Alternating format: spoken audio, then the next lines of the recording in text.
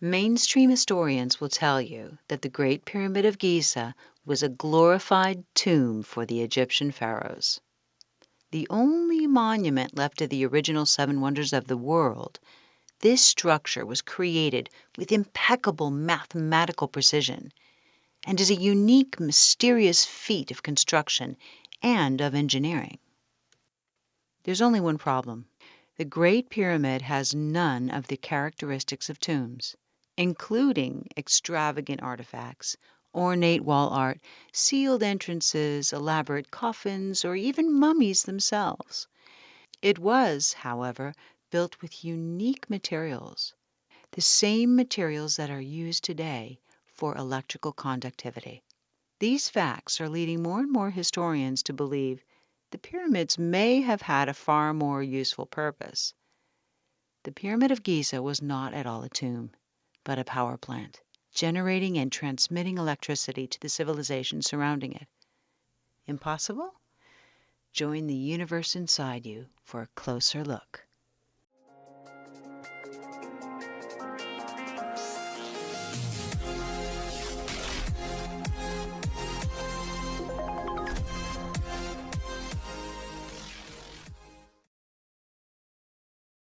To start, it's important to comprehend the tremendous effort that went into creating these monuments. The pyramids of Giza are among no less than 118 of these structures in Egypt alone, and that doesn't even include those pyramids in other parts of the world. Given our current understanding of how early civilizations built their monuments, it would have taken no less than 20 years to build these so-called tombs, and that's if no less than 20,000 workers worked daily. To this day, historians still can't prove exactly how or when they were built.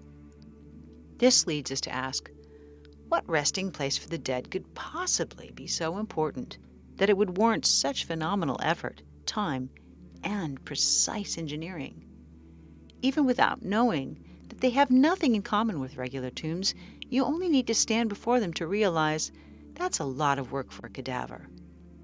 Naturally, we make conclusions based on the assumption that ancient civilizations were more primitive than us. But what if intellectual evolution isn't always linear? Can advanced technology be lost and rediscovered centuries later? Is it possible that an ancient culture had knowledge of and used electrical power?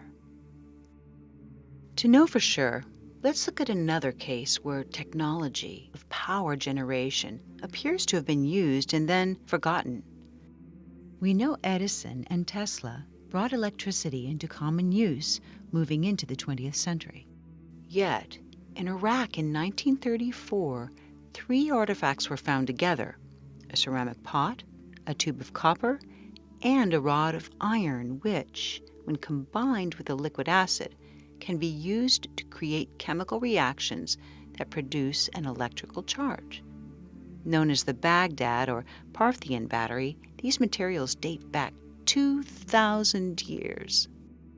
10 years after their discovery, someone using grape juice with similar materials successfully generated a few volts of electricity. This process has since been demonstrated on the Discovery Channel's program Mythbusters, where lemon juice activated the electrochemical reaction between the copper and the iron, producing 4 volts of electricity. Nowadays, you can simply search online to find instructions on how to create your own battery using these chemical principles.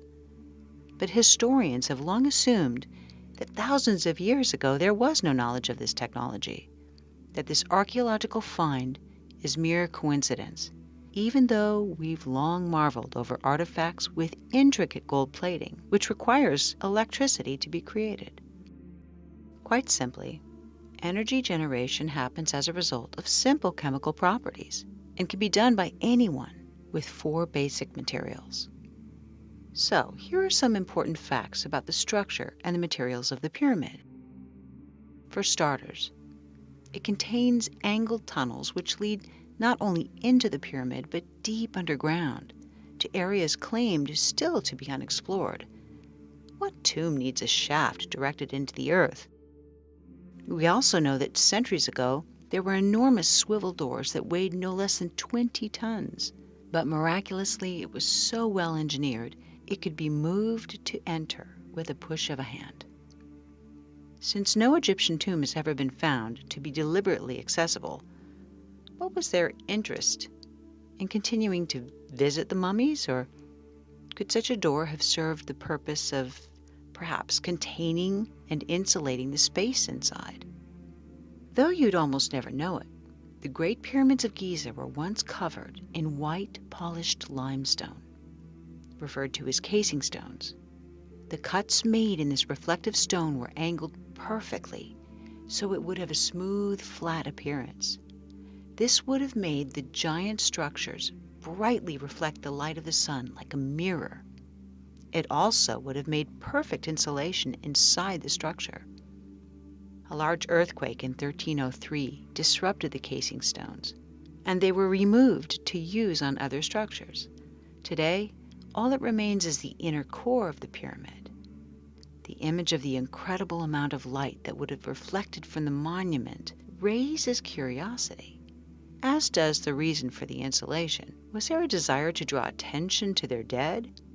To keep mummies warm or cool, or perhaps something else? Next, the material, dolomite, was used on the inner surfaces.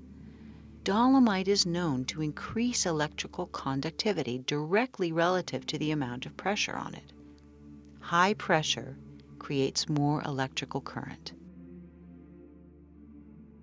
Next, lining the passageways and underground tunnels of the pyramids is granite, which is slightly radioactive. Granite contains high amounts of quartz crystal with metal, and it's a well-known conductor of piezoelectricity. Piezoelectricity occurs as a result of stress or pressure on the quartz, as demonstrated by the wristwatches, which can be charged simply by rapidly shaking them. This granite actually ionizes the air inside the pyramid, creating a chemical reaction which, again, increases the conductivity of electricity. When such electrons are given the chance to bypass sections of rock via metal wire, quite large currents can flow. Another important material used to construct them is the mysterious mortar, 500,000 tons of it, which holds the giant stones in place. Though it's been analyzed many times, modern technology has yet to exactly recreate this gypsum, which comes from sediment. This gypsum can withstand tremendous pressure and astoundingly is even stronger than the stones themselves. Clearly, it's contributed to keeping the monument intact for thousands of years. But could there be another reason why they used a material which could withstand such high pressure? So, limestone, dolomite, granite, supposedly constructed for a tomb, are, in fact, analogous to the exact materials we use to make electrical wires. They also share a relationship with pressure, which increases their electroconductivity. Just northwest of the Great Pyramid is the Serapeum. Here there are 20 huge granite boxes, each weighing 100 tons. Classic Egyptologists say these are coffins. Yet, the granite here came from 500 miles away, and each box is so large and so heavy that there's no possible way it could fit through the existing tunnels and entrances. These supposed sarcophagi were therefore somehow built into the structure with such precision they are within a 10,000th of an inch of being perfectly flat. In the meantime, any electrical engineer will explain that a container serving as an energy capacitor or battery must be made entirely of the same substance, so there's no interruption in the magnetic field. Could these boxes be just that? If so, there's a centuries-old granite sarcophagus on display in an Egyptian museum that's thought to be unfinished. Unlike those in the pyramids, this one's cracked, suggesting that perhaps it wasn't unfinished, but simply abandoned, because the crack which occurred would have interrupted the magnetic field, permitting it from successfully serving its purpose. So there is clear evidence to support the possibility of an electrical use. Since these supposed sarcophagi are clearly way too large for a human being, the accepted theory is that they were, yes, believe this, bull coffins for the pharaoh's prized bulls. Makes you wonder who came up with the bull coffin theory. To add to the mystery, in 1993, a mysterious and inaccessible room was discovered after remaining hidden for thousands of years. Appearing to have deliberately been concealed by the structure's engineers, the room came to be called the Queen's Chamber and was finally explored in 2011 with a small remote camera to reveal a long-lost mummy? Hardly. It contained carefully crafted copper wire, and more importantly, there were instructions painted as symbols onto the floor, which appeared to show a clear wiring diagram. Look at any battery, from those used in large power plants to the smallest pellet batteries in wristwatches, and you'll see that they require a metal, such as copper, to create the chemical reaction known as potential difference. You can run an electric current through copper wire, and the coil will produce a short-range magnetic field. Add a second coil, and the power is transferred from one coil to the other. A windowless room with copper wirings could create a higher potential on one wall, which transfers energy to the lower potential on the other wall, consequentially releasing electromagnetic energy into the confined space of the so-called Queen's Chamber. Sadly, these wires have since disappeared entirely, and mainstream Egyptologists claim there's no functionality whatsoever to this room, as they also claim there's no functionality of anything in this structure beyond the ways it serves as a tomb. Good place to note, however, that the foremost Egyptologist, Zahi Hawass, was indicted for theft of Egyptian antiquities. It could still be argued that the electrical materials used to construct the Great Pyramid are simply coincidental, because an energy generator still requires a catalyst from another source. Perhaps then this explains why the pyramids are geographically located over a powerful natural generator, underground rivers and aquifers. Physioelectricity could be harnessed from the power of the current as the water flows, and it has been proven that thousands of years ago the Nile River passed directly by where the structures now stand. Of course, this brings in a debate about the age of the pyramids themselves, along with the weathering on the nearby Sphinx, indicating that the monuments are actually double the age they're currently assumed to be. Perhaps that would explain why there's no mention of the pyramids or their creation in any of the Egyptian writings. So if water was a source of power, it would have traveled up the limestone based on the principle of capillary action, which happens when a small area of a substance that gets wet absorbs into the entire area of that substance. So water flowing near or underneath the pyramid could have been absorbed as it passed over the limestone, even traveling upward to the top of the structure. The quartz in the tunnels of the pyramids would subject to the stress or vibration, creating piezoelectricity. The high force, speed of the rising water, and the pressure would be analogous to filling a syringe, generating electromagnetic energy within the structure by the materials within it, and conducting it upwards to the now missing capstone. But why? The geographical location of the pyramid may give us some clues. It is located exactly at a point which magnifies the electromagnetic forces on the planet, where telluric currents are at their strongest. There's an electromagnetic field at the bottom of the pyramid, which would rise to the upper layers with these chemical reactions. We don't know for sure what capped the pyramid, but there is speculation that it may have been gold, explaining, of course, why it's long since been missing. If it were gold, this could have created a conductive path for energy to be directed upwards, high into the ionosphere,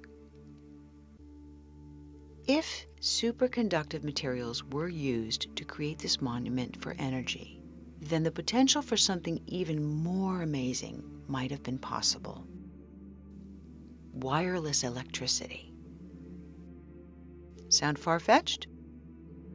One bold and extraordinary man swore this was possible, and he may have showed us how. We know of Nikola Tesla as the solitary genius responsible for the electric engine, radio, laser, radar, and for creating a tremendous competitive spirit in Thomas Edison. We know Tesla sought above all to serve mankind. In fact, despite his extraordinary contributions, he's scarcely known or credited for his genius. At the 1893 World's Fair, Tesla transmitted electricity naturally to a light bulb he held in his hands, and he created the Tesla coil, which is used more today for show than for the function it was intended to serve.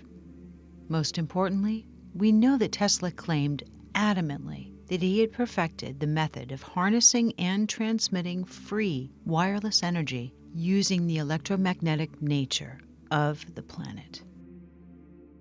In a patent Tesla filed in September of 1897, he claimed that at 30,000 feet altitude, there's a stratum of rarefied air that would conduct electric currents at high voltages. In this proposed system was a transmitter which would transmit millions of volts into the atmosphere. Then he had something receive the electricity and reduce the voltage to a convenient potential to be used by consumers. In an experiment the last week of July in 1903, nearby residents claimed to have witnessed Tesla successfully conduct his experiment at the Wardensife Tower, while Tesla himself, sharing his new method of conductivity, said that it lit up the night sky as if it were a giant fluorescent tube. It's even been said that he successfully wirelessly transmitted pictures and sounds. Though all of his work has been mercilessly destroyed, this cannot be proven.